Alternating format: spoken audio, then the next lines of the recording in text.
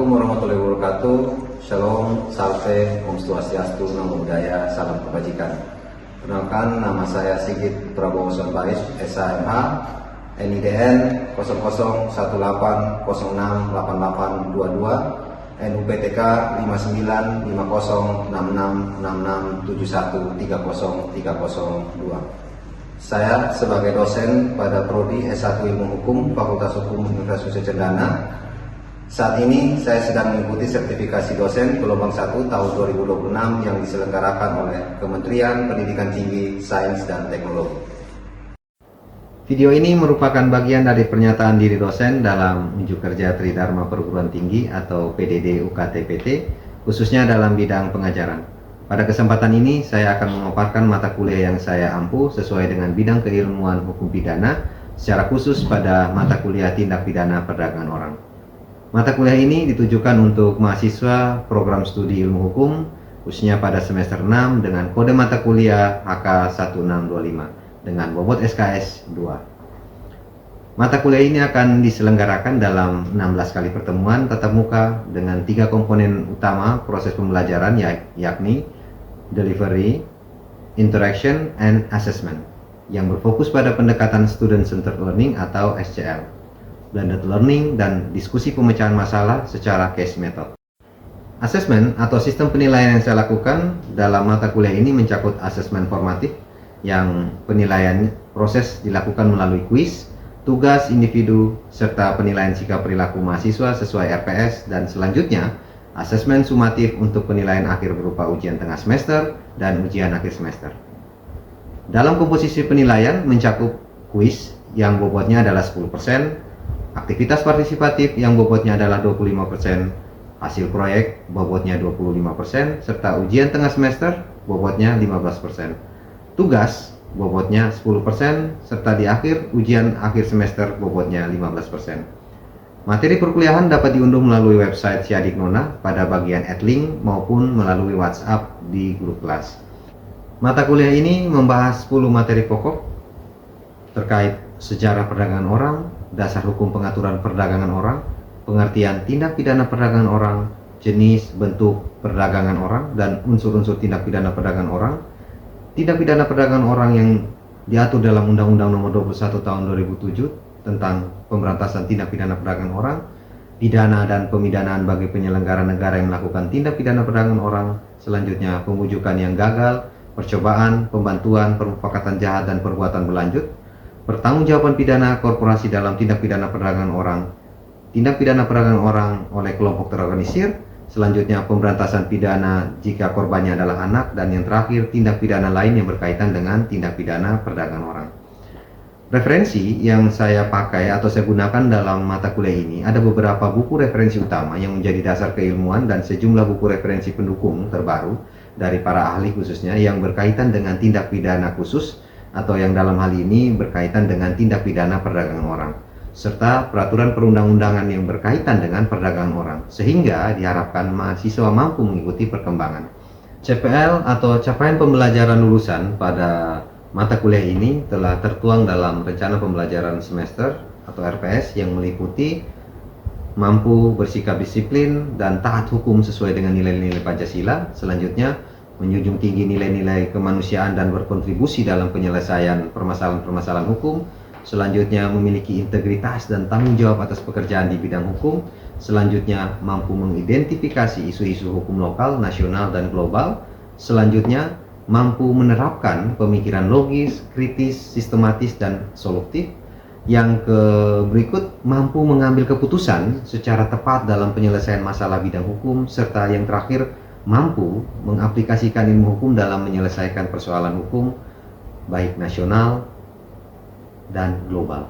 Untuk capaian pembelajaran mata kuliah yang tertuang sesuai dengan rencana pembelajaran semester, yaitu mampu menjelaskan tentang sejarah perdagangan orang, kemudian mampu menjelaskan dasar hukum perdagangan orang, kemudian mampu menjelaskan pengertian tindak pidana perdagangan orang, jenis, bentuk perdagangan orang, dan unsur-unsur tindak pidana perdagangan orang.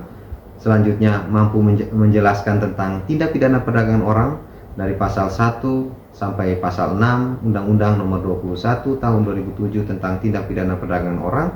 kemudian mampu menjelaskan tentang sanksi pidana bagi pejabat yang melakukan tindak pidana perdagangan orang, kemudian selanjutnya mampu menjelaskan tentang pembujukan yang gagal, percobaan, pembantuan, dan pemufakatan jahat, serta perbuatan berlanjut dalam tindak pidana perdagangan orang. Kemudian selanjutnya mampu menjelaskan tentang pertanggungjawaban dan sanksi pidana bagi korporasi yang melakukan tindak pidana perdagangan orang. Selanjutnya mampu menjelaskan tentang pemberatan pidana dalam tindak pidana perdagangan orang. Selanjutnya mampu menjelaskan tentang alasan penghapusan pidana dalam tindak pidana perdagangan orang. Dan yang terakhir, mampu menjelaskan tentang tindak pidana lain yang berkaitan dengan tindak pidana perdagangan orang. Selanjutnya akan ditampilkan bagaimana video proses pembelajaran di kelas. Baik, selamat siang untuk kita semua. Salam sejahtera untuk kita semua. Assalamualaikum warahmatullahi wabarakatuh. Hari ini semua dalam keadaan sehat. Terima kasih untuk kesempatan adik-adik mahasiswa sekalian yang sudah meluangkan waktu untuk hadir dalam pertemuan mata kuliah tindak pidana perdagangan orang. Dan pada pertemuan sebelumnya telah kita bahas terkait dengan dasar hukum pengaturan tentang tindak pidana perdagangan orang yang diatur dalam Undang-Undang Nomor 21 Tahun 2007 tentang pemberantasan tindak pidana perdagangan orang. Saya harapkan sudah menjadi satu pengetahuan, di mana pada pertemuan lalu kita sudah bahas banyak sekali materi terkait dengan pengaturan dalam Undang-Undang 21 Tahun 2007, dan mana pada hari ini sesuai dengan rencana pembelajaran yang sudah disusun, maka pada pertemuan hari ini akan dibahas terkait dengan bagaimana kita membicarakan tentang perdagangan orang itu sebagai suatu definisinya, kemudian terkait dengan jenis atau bentuknya, dan juga unsur-unsur tindak pidana perdagangan orang.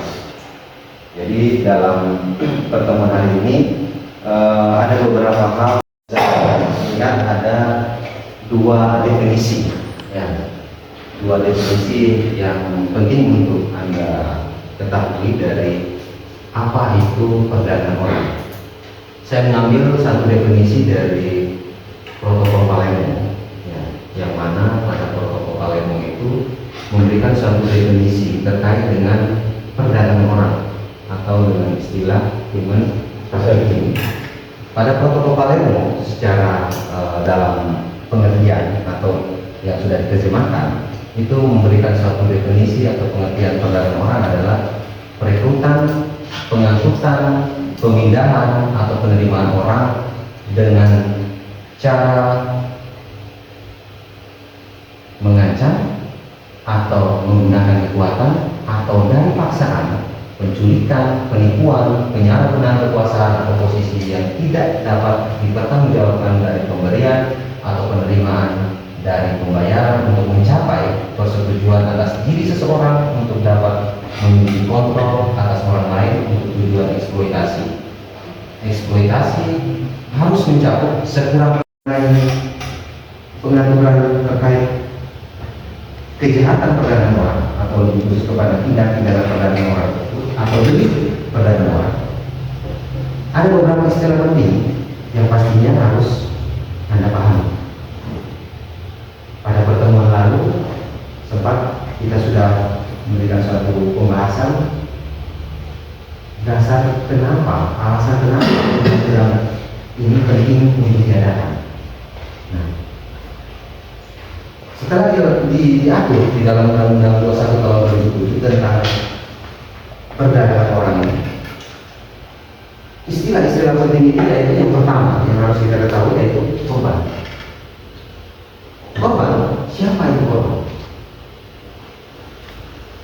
Korban adalah seseorang yang mengalami penderitaan psikis, mental, fisik, seksual, ekonomi, dan atau sosial yang disebabkan dari tindak pidana perdagangan orang. Baik, terima kasih untuk jawaban yang diberikan. Benar bahwa korban di sini pastinya adalah orang yang dirugikan. siapa yang dirugikan, dan atas tindakan apa kerugian yang dialami. Korban di sini dipastikan adalah orang-orang yang dirugikan atas suatu perbuatan yang terjadi karena adanya perdagangan orang. Kita lanjut kepada bentuk atau jenis dari perdagangan manusia. Secara umum, ya, perdagangan orang itu bisa saja terjadi dalam bentuk atau jenisnya yaitu eksploitasi seksual.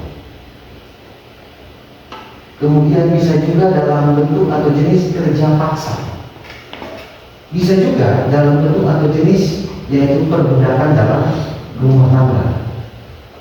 Bisa juga ada perbuatan yaitu adopsi anak antar negara secara ilegal.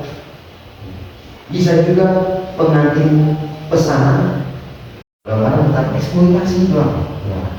Karena eksploitasi adalah tindakan dengan atau terhadap tujuan korban yang meliputi tetapi tidak terbatas pada pelacuran, kerja atau perkawinan paksa, perbudakan atau praktik serupa perbudakan, penindasan, pemerasan, pemanfaatan fisik, seksual, organ reproduksi, atau secara melawan hukum memindahkan atau mentransplantasi organ dan atau jaringan tubuh atau memanfaatkan tenaga atau kemampuan seseorang oleh pihak lain untuk mendapatkan keuntungan baik material maupun imaterial.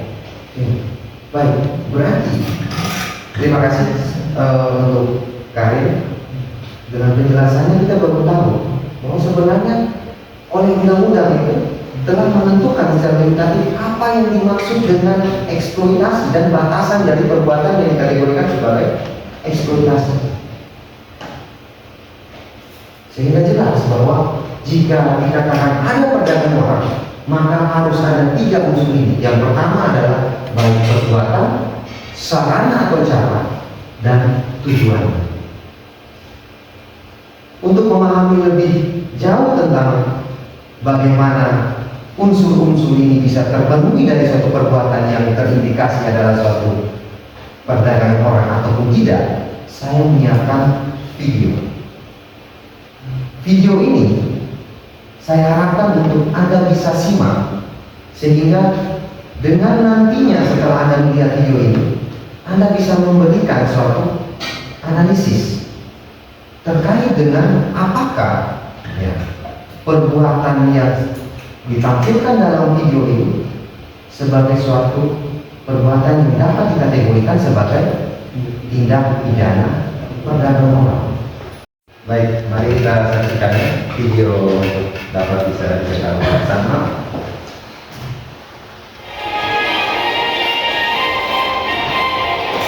Silakan dimatikan. Tersangka perdagangan orang di Rukun Aparat Kepolisian di Treskrimum Polda NTT, tersangka MP dan LO alias D dibekuk setelah menerima laporan korban SKM.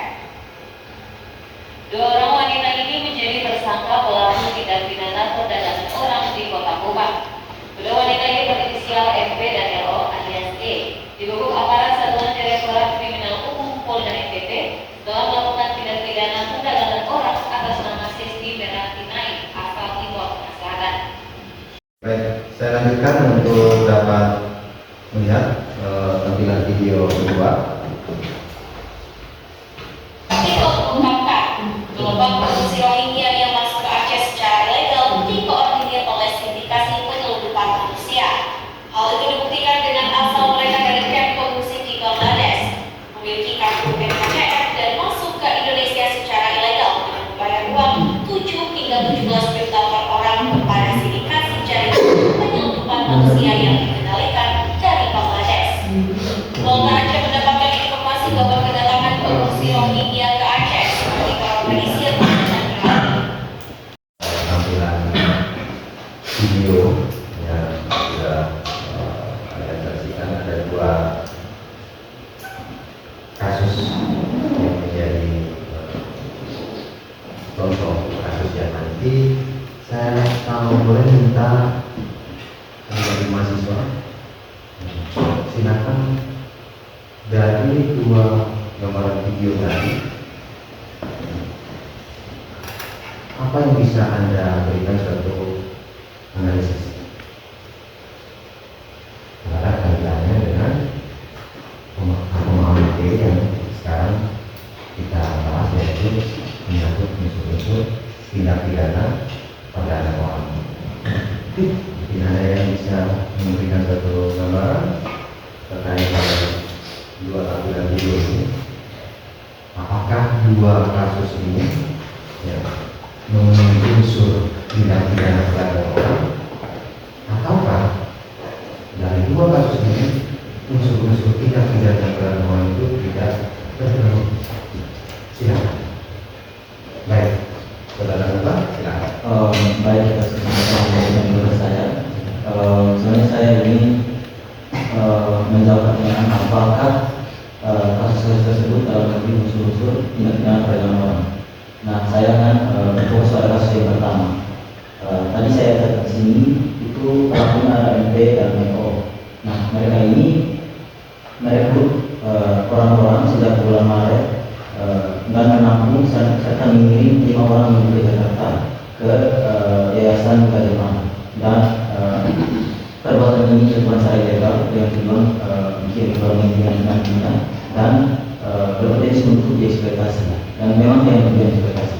Nah, dia kita melihat rekrutan pegawai tersebut, maka itu sudah memiliki unsur tindak pidana perdagangan orang yang Bapak sudah jelaskan tadi pada awal materi, yaitu pada pasal 1 Undang-Undang Nomor 21 Tahun 2007 tentang pemberantasan tindak pidana perdagangan orang, yaitu ada 3. Yang pertama itu perbuatan, sarana, dan tujuan. Perbuatan yang mereka lakukan itu ya tadi merekrut, mengangkut, dan mengirim orang ini. Dan kenapa tujuan untuk mungkin sekian. Baik, terima kasih untuk jawaban yang dapat saya nyatakan benar bahwa untuk kasus yang pertama sebagai contoh yang kita ambil sebagai bahan analisis, bahwa dari kasus tersebut tidak dikaitkan kepada apakah memenuhi unsur-unsur tindak pidana perdagangan orang. Saya nyatakan ya, sama dengan apa yang disampaikan oleh saudara Bapak. Bagaimana dengan kasus yang kedua?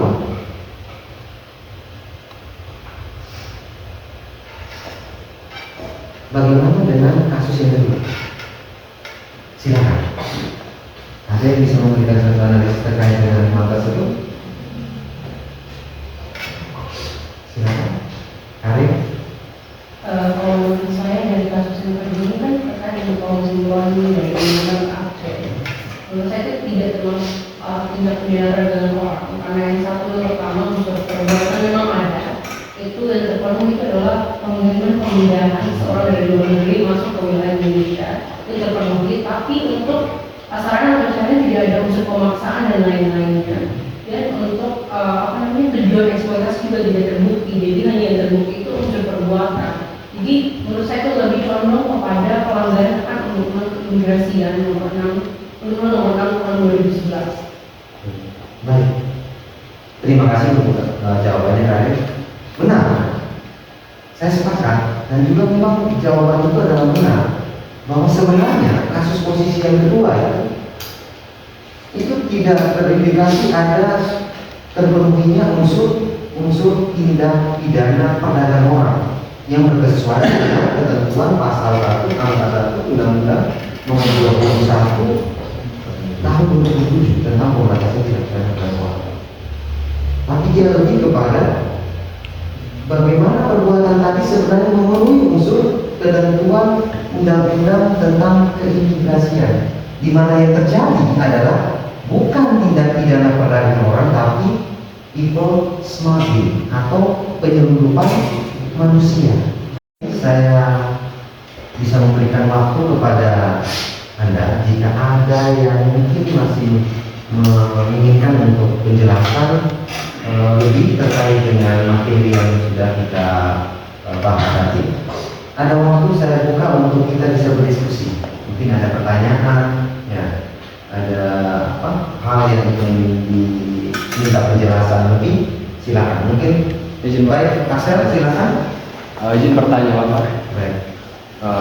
memang betul menarik sekali kalau kita bahas tentang masalah human trafficking ini Bapak. Karena memang setahu saya dan juga saya pernah membaca buku tentang human trafficking di NTT khususnya. Kalau di NTT ini memang menjadi salah satu provinsi yang memberikan kontribusi human trafficking paling besar di Indonesia juga.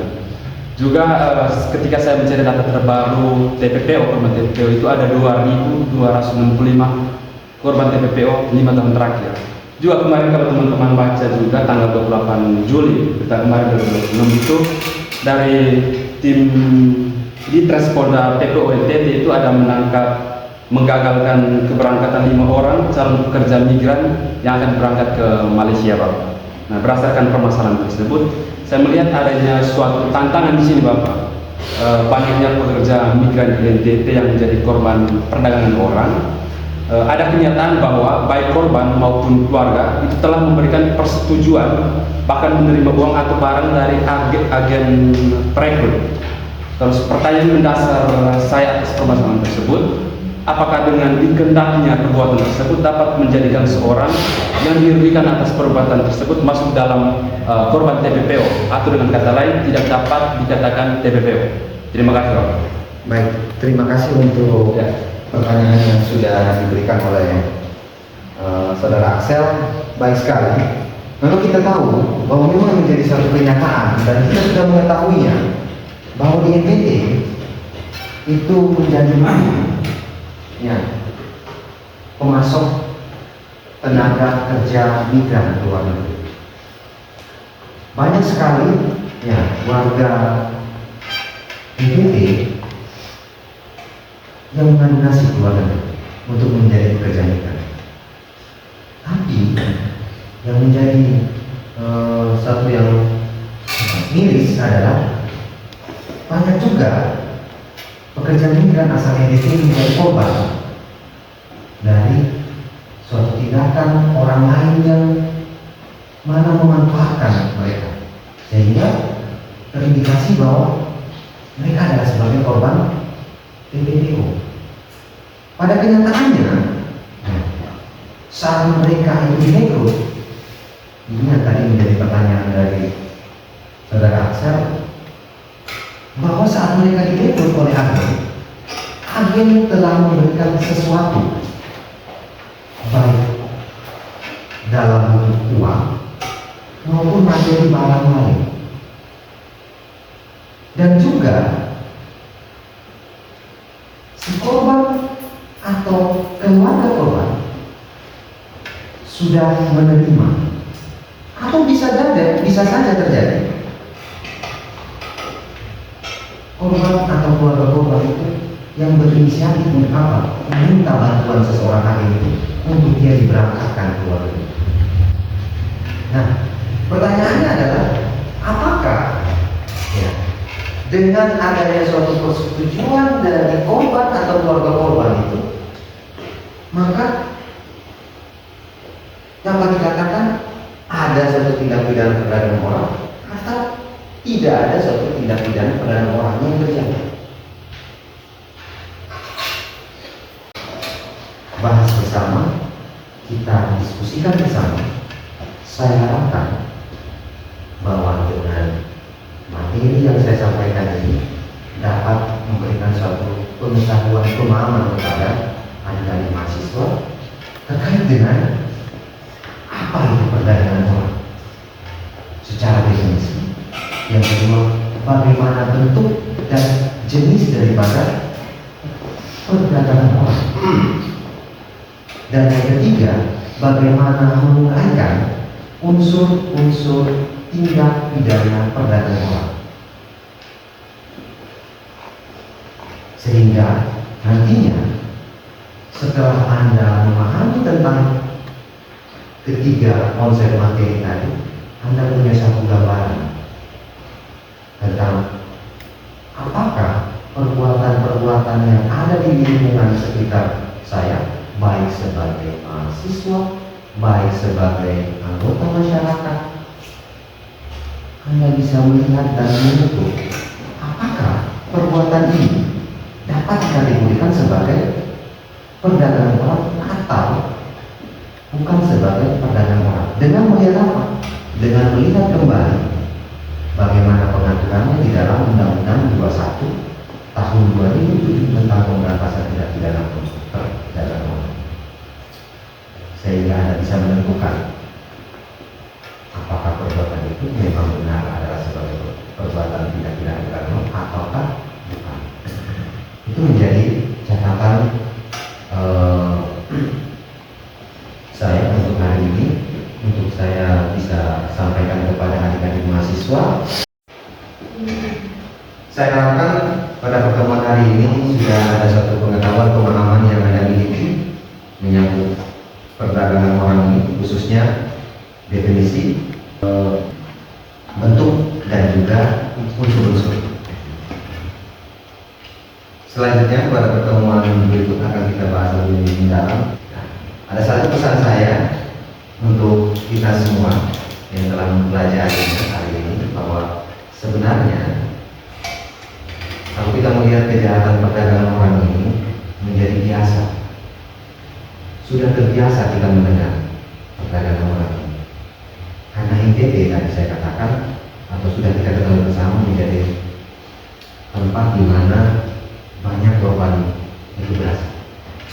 Tapi kita pastinya harus punya satu pegangan bahwa dengan Anda mengetahui terkait dengan bahaya perdagangan orang, maka kita bisa punya satu semangat bersama untuk apa? Untuk menyatakan stop yang ada di dalam perdagangan orang. Itu harapan saya, bahwa saya dan Anda adalah sebagai agen perubahan yang nantinya menjadikan masyarakat NTT khususnya itu tidak menjadi korban perdagangan orang. Itu harapan saya, dan juga saya harapkan Anda bisa sesuai dengan apa yang menjadi harapan saya. Saya ucapkan terima kasih untuk pertemuan hari ini. Semoga bermanfaat. Selamat siang. Salam. Assalamualaikum warahmatullahi wabarakatuh. Terima kasih.